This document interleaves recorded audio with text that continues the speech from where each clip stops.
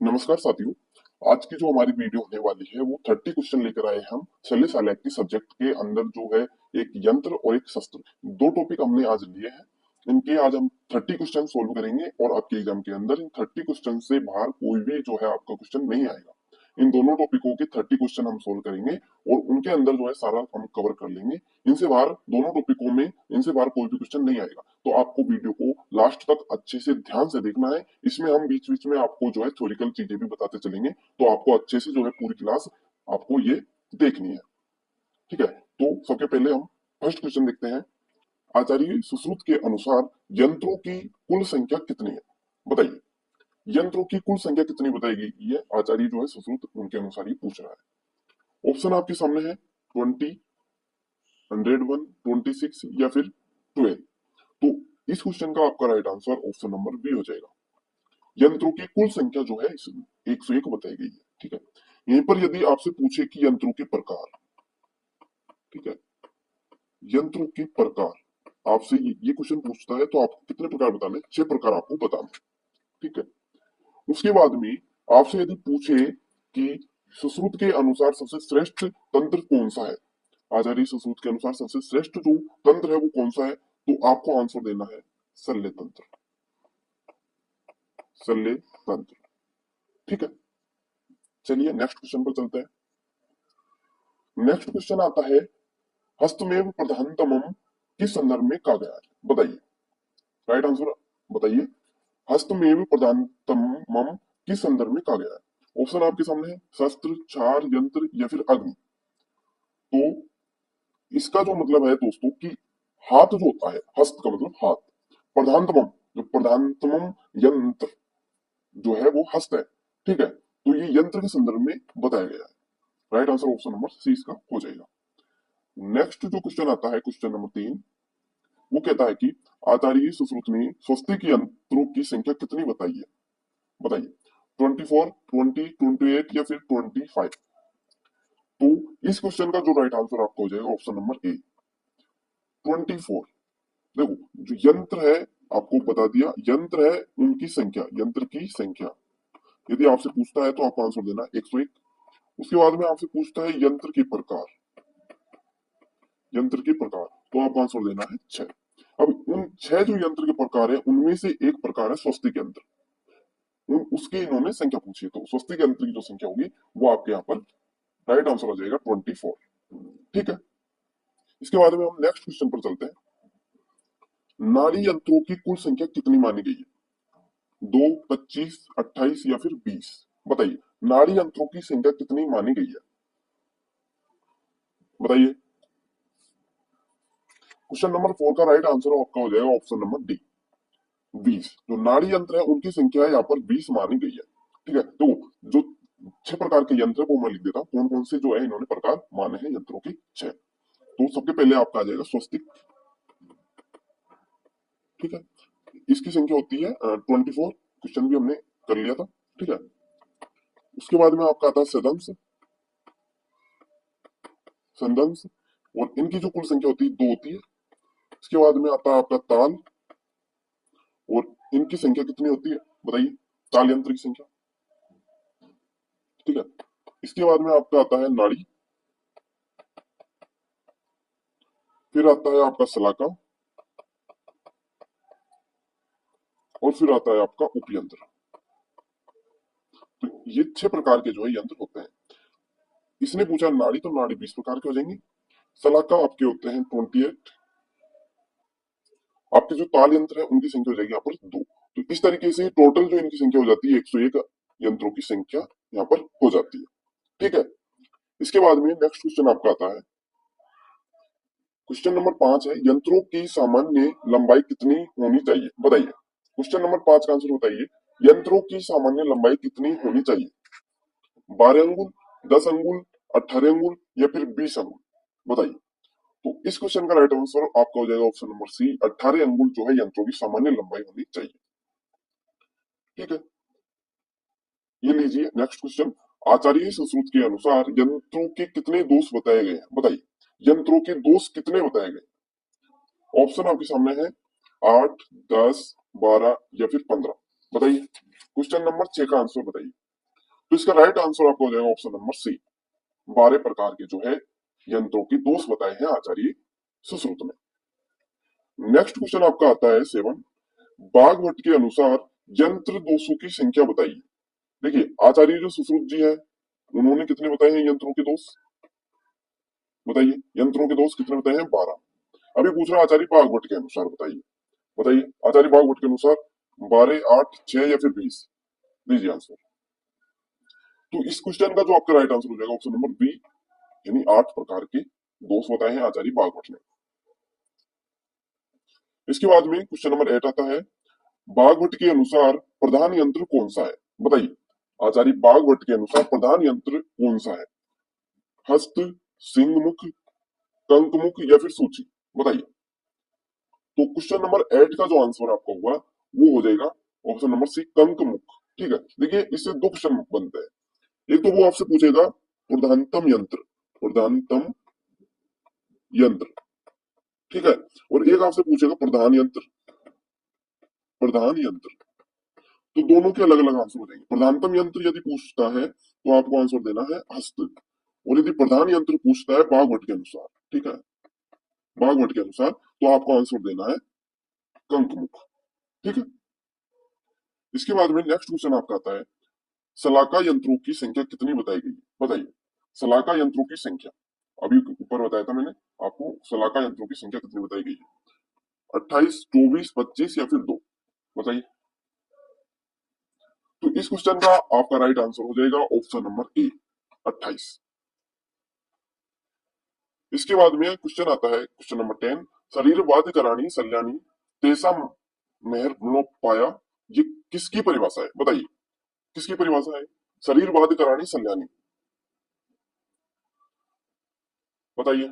शस्त्र, शस्त्र की, यंत्र की, उपयंत्र की या फिर अणुशस्त्र की? तो क्वेश्चन नंबर 10 का जो आंसर हो जाएगा यंत्र की, यानी शरीर को जो बाधा पहुंचाए या कष्ट पहुंचाए उनको हरण करने या उनको निकालने के उपाय को यंत्र कहते हैं।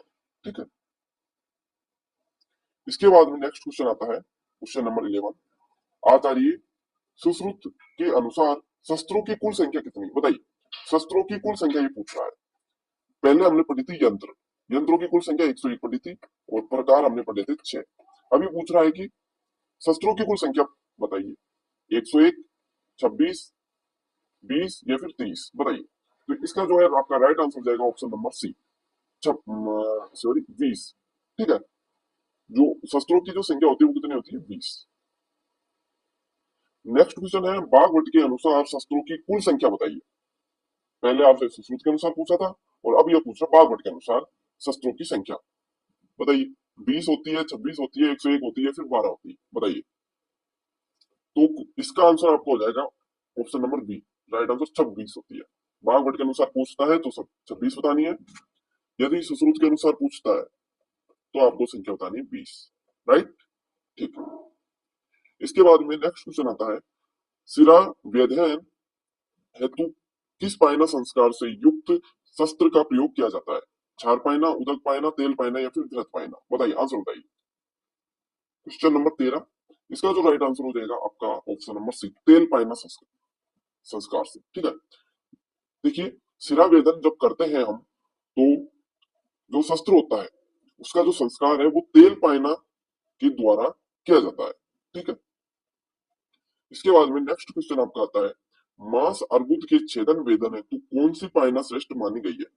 मांस अर्बुद के छेदन वेदन हेतु कौन सी पायना श्रेष्ठ मानी गई है? बताइए। तेल पायना, उदक पायना, चीर पायना या फिर लोहे पायना? बताइए। तो राइट आंसर हो जाएगा ऑप्शन नंबर बी, उदक या फिर जल पायना। इसके बाद में नेक्स्ट क्वेश्चन आपका आता है। अस्थि छेदन या अस्थि शल्य निकालने हेतु प्रयुक्त शस्त्र की पायना होनी चाहिए। क्षार पायना, तेल पायना, उदक पायना या फिर मध्य पायना? बताइए। तो राइट आंसर हो जाएगा आपका ऑप्शन नंबर ए, क्षार पायना। ठीक है। देखिए ये क्या होता है, संस्कार क्या होते हैं, पायना क्या होता है? देखिए जब कोई भी कर्म करते हैं या फिर किसी भी शल्य को जब शरीर से बाहर निकालते हैं, तो जिस शस्त्र के द्वारा उनको निकाला जाता है, तो जो शस्त्र काम में ले रहे हैं, निकालने से पहले उस शस्त्र का संस्कार किया जाता है। ठीक है, यानी उसको किसी ना किसी द्रव्य के अंदर उसको जो है रखा जाता है कुछ समय के लिए, जिससे वो उस द्रव्य को ग्रहण कर लेता है उसको, या फिर कह सकते हैं उसको पी लेता है। ठीक है, तो वो जो कर्म करने के लिए जो है वो रेडी हो जाता है। तो इस तरीके से जो है पायना और संस्कार का यूज किया जाता है। ठीक है, इसके बाद में नेक्स्ट क्वेश्चन आता है, क्वेश्चन नंबर 16, वड़िस और दंत शंकु शस्त्रों का मुख्य कर्म क्या है? बताइए, वड़िस और दंत शंकु जो शस्त्र होते हैं उनका मुख्य कर्म क्या है? छेदन करना, वेदन करना, हरण करना, या फिर लेखन करना? बताइए। तो क्वेश्चन नंबर 16 का जो राइट आंसर हो जाएगा ऑप्शन नंबर सी, आहरण करना। वड़िस और दंत शंकु जो शस्त्र होते हैं वो हरण का जो है काम करते हैं। क्वेश्चन नंबर 17 आपके सामने है, ऐसनी शस्त्र का प्रयोग किस कर्म के लिए किया जाता है? बताइए, ऐसनी का जो शस्त्र होता है उसका प्रयोग किस कर्म के लिए किया जाता है? सीवन हेतु, अनुलोमन, वेदन, या फिर लेखन लेखन? बताइए, ऐसनी शस्त्र का प्रयोग किस कर्म के लिए किया जाता है? तो राइट आंसर हो जाएगा आपका ऑप्शन नंबर बी, अनुलोमन के लिए। ठीक है, उसके बाद में नेक्स्ट क्वेश्चन है, मंडलाग्र और करपत्र शस्त्र का उपयोग किन कर्मों में किया जाता है? मंडलाग्र और करपत्र जो शस्त्र है उनका प्रयोग उपयोग किन कर्मों में किया जाता है? छेदन, लेखन, वेदन वेदन, आहरण सीवन, या फिर केवल विस्त्रावण? बताइए, राइट आंसर बताइए क्वेश्चन नंबर 18 का। तो मंडलाग्र और करपत्र इनका जो प्रयोग है वो छेदन और लेखन कर्म के अंदर करते हैं। ठीक है, इसके बाद में नेक्स्ट क्वेश्चन आपका आता है, क्वेश्चन नंबर 19, शस्त्र की धार को तेज करने के लिए प्रयुक्त शिला को क्या कहते हैं? बताइए, शस्त्र की जो धार है उसको तेज करने के लिए जो शिला काम में ली जाती है उसे क्या कहते हैं? ऑप्शन है पायना, निशातनी, या निशानी, या सालमनी, या फिर अराया? बताइए, क्वेश्चन नंबर 19 का राइट आंसर आपको बताना है। बताइए, तो क्वेश्चन नंबर 19 का राइट आंसर हो जाएगा ऑप्शन नंबर बी, निशातनी या फिर निशानी। नेक्स्ट क्वेश्चन आता है, क्वेश्चन नंबर 20, शस्त्र की धार को स्थिर मजबूत करने के लिए किस फल पर रगड़ा जाता है? शस्त्र की धार को स्थिर या मजबूत करने के लिए किस फल पर रगड़ा जाता है? आम्रफल, हरितकी, सालमनी फल, या फिर बिम्बी फल? बताइए, क्वेश्चन नंबर 20 का राइट आंसर बताना है। तो इसका राइट आंसर हो जाएगा ऑप्शन नंबर सी, सालमनी फल। ठीक है, इसके बाद में आपका आता है, ताल यंत्रों की संख्या कितनी है?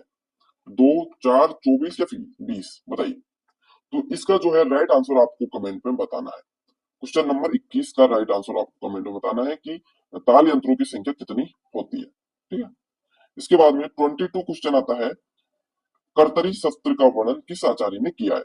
सुश्रुत ने, भागवत ने, चरक ने, या फिर आचार्य कश्यप ने?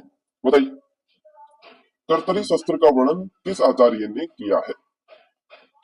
तो क्वेश्चन नंबर 22 का राइट आंसर हो जाएगा ऑप्शन नंबर बी, आचार्य भागवत ने कर्तरी शस्त्र का वर्णन किया है।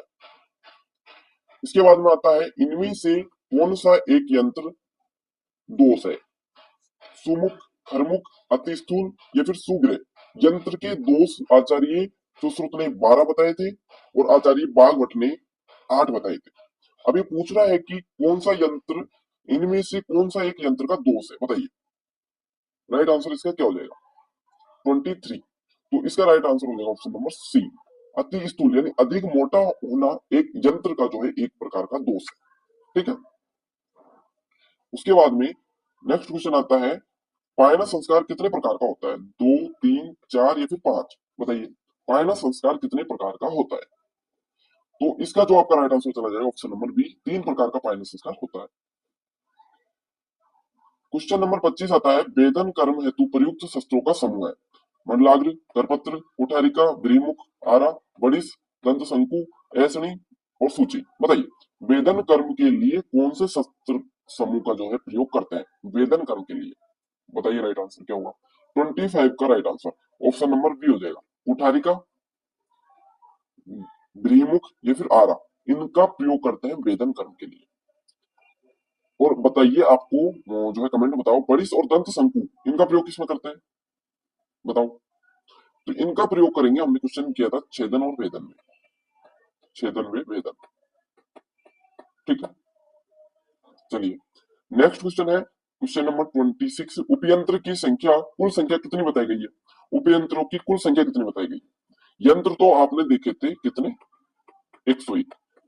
ये लेकिन ये पूछ रहा है उपयंत्रों की संख्या 20, 25, 28, या फिर 24? बताइए, तो राइट आंसर आपका हो जाएगा option number B, 25। Next question है, सीवन कर्म के लिए कौन सा शस्त्र प्रयुक्त होता है? बताइए, सीवन कर्म के लिए ऑप्शन है ऐसनी, सूची, कुठारिका या फिर मुद्रिका। बताइए, क्वेश्चन नंबर 27 का राइट आंसर आपको बताना है। तो राइट आंसर हो जाएगा सूची, option number B. Question number है 28। निश्चित शब्द का क्या अर्थ है? दोषयुक्त शस्त्र, संस्कारित या तेज धार वाला शस्त्र, छोटा शस्त्र या कुंठित शस्त्र। बताइए, निश्चित शब्द का क्या अर्थ है? तो right answer option number B, संस्कारित या फिर तेज धार वाला शस्त्र। Question number 29।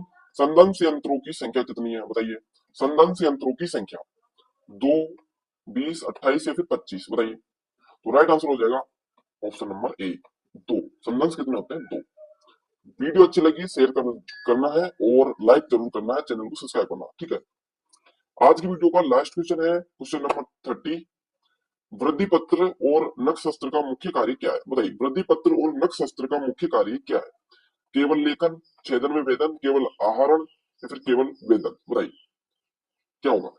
वृद्धि पत्र और नख शस्त्र का मुख्य कर्म क्या है? तो राइट आंसर आपका हो जाएगा ऑप्शन नंबर बी, छेदन और वेदन।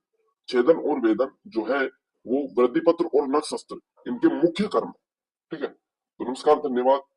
जल्द आएगी नेक्स्ट वीडियो, आप कमेंट में बता दीजिए किस टॉपिक पर आपके लिए एमसीक्यू लेके आने हैं या फिर थ्योरी क्लास लेके आनी है आपको, जो है नेक्स्ट वीडियो उसके लिए ला दी जाएगी। ठीक, नमस्कार, धन्यवाद।